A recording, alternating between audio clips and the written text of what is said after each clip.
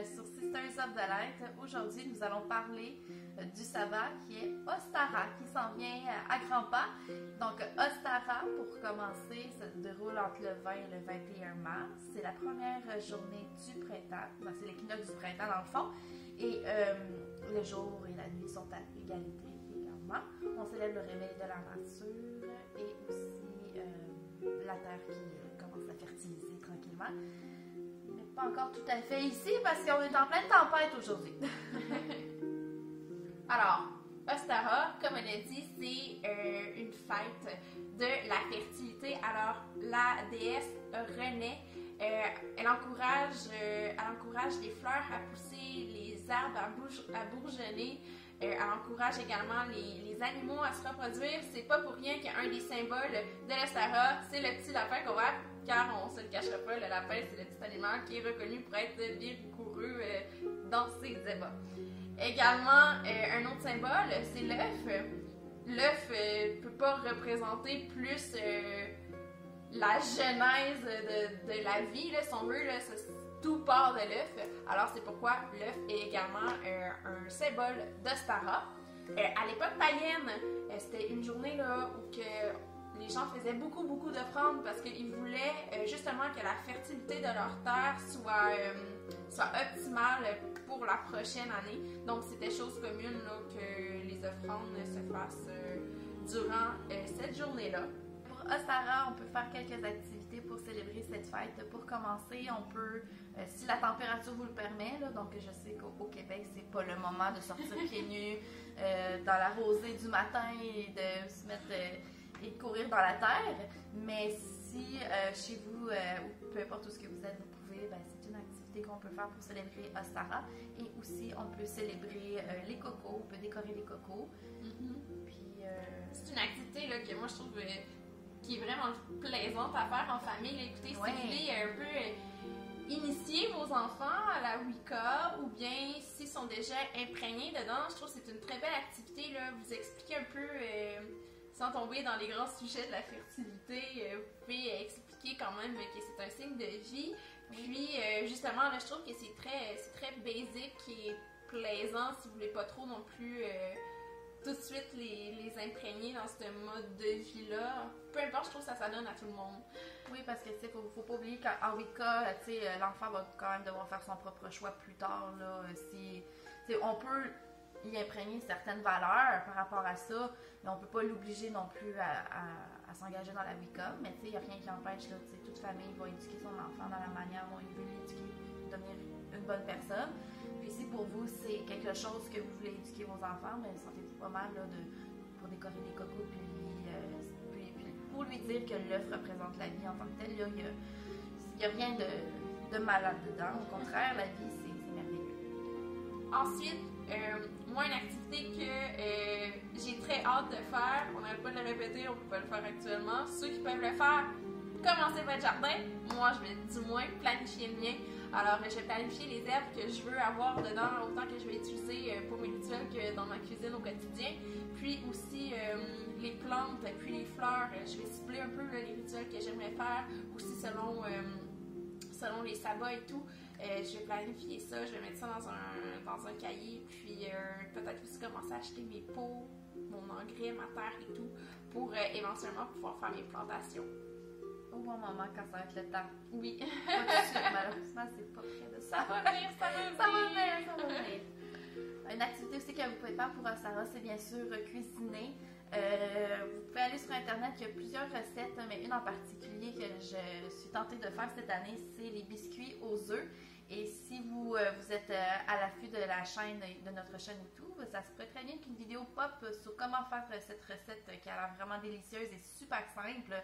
Et donc, surveillez ça, ça va sûrement venir bientôt. Encore à faire en famille aussi. Oui, on peut faire ça en famille, là, c'est super simple. C'est vraiment. Oui, pourquoi pas? Rien de plus simple que de faire à manger avec des enfants, ils vont vouloir lécher le bol de toute manière. Le bol, la cuillère. La cuillère. Du sucre. Du sucre, hein, puis ils vont courir partout parce que ça va manger du sucre. Donc, petit rituel, plus côté, c'est plus une méditation qu'on vous propose là, pour Ostara aujourd'hui. Donc, les objets que vous allez avoir de besoin, c'est une bougie blanche, une bougie verte et de l'encens de jasmin et aussi de l'huile essentielle aux fleurs que vous pouvez trouver facilement dans les pharmacies. Donc, pour commencer, on veut se préparer à faire une méditation. Donc, on veut essayer de se calmer, d'être plus serein. Donc, on va mettre un peu d'huile essentielle dans un bain et on va prendre un petit bain et s'imaginer, là, on va se calmer un petit peu. Puis, on va s'imaginer un peu que ça purifie aussi là, toute pensée négative pour qu'on puisse faire l'étape suivante qui est la méditation.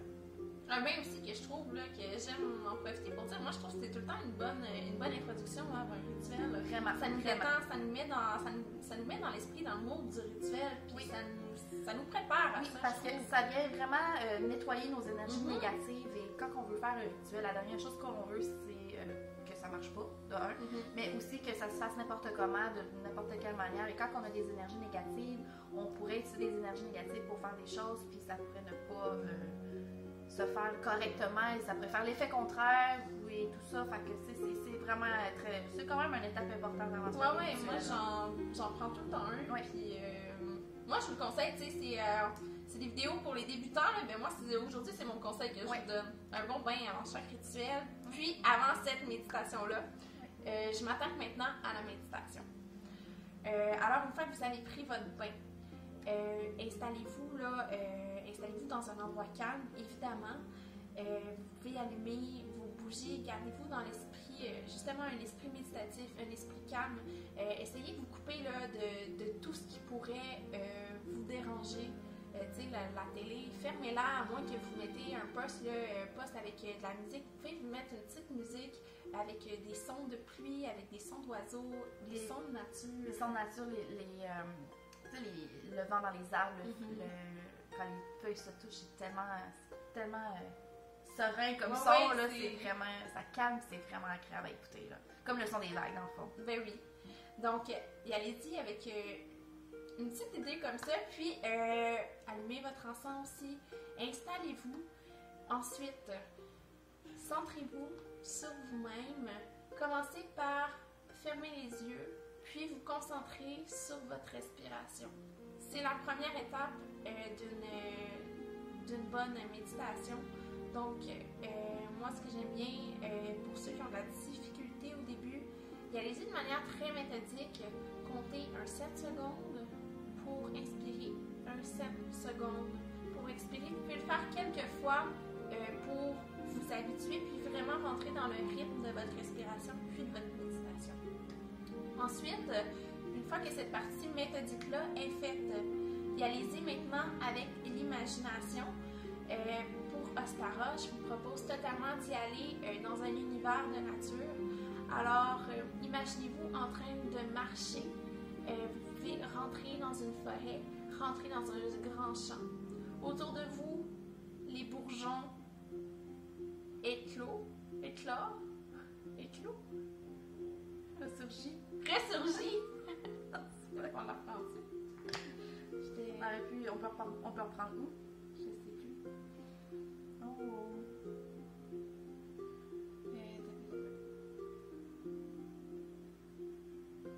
Je pense après la respiration, j'ai fait. Ouais, on pourrait essayer de couper là. Je pense qu'on devrait être capable. Alors, une fois que cette partie-là de respiration méthodique a été faite, que vous sentez là, dans l'esprit de tout ça, que vous avez pris votre rythme, vous pouvez y aller maintenant avec l'imagination, puis vraiment l'essence de la méditation. Pour Ostara, je vous propose qu'on aille dans une marche dans la nature. Alors, d'abord, vous allez vous imaginer soit rentrer dans une forêt, rentrer dans un grand champ, autour de vous des arbres que les bourgeons vont ressurgir, des fleurs vont naître. Imaginez, je veux que vous ayez des couleurs vives, des couleurs du printemps, des feuilles vertes. Pastel. Oui. Oui, des petits, tu sais, un beau petit mauve, un beau petit jaune, du bleu, du rose, qui scintille. Je veux pour vous de la lumière. Donc, imaginez la lumière qui naît de ça.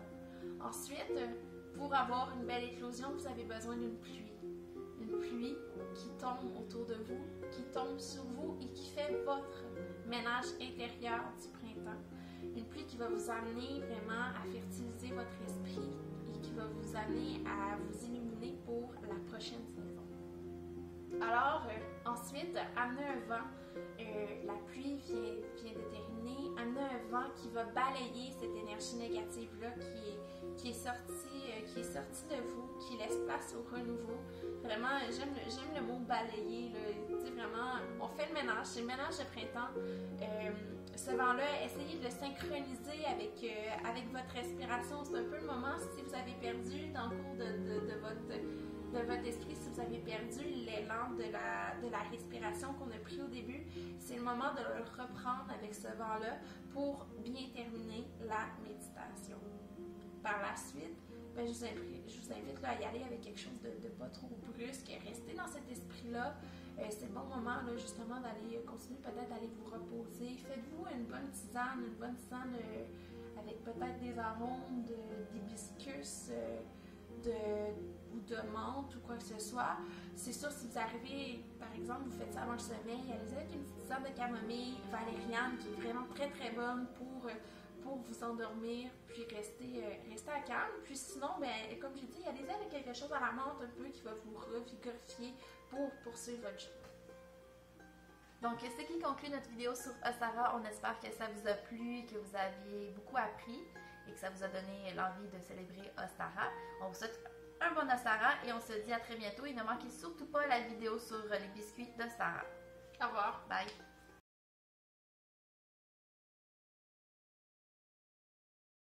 Des colleux.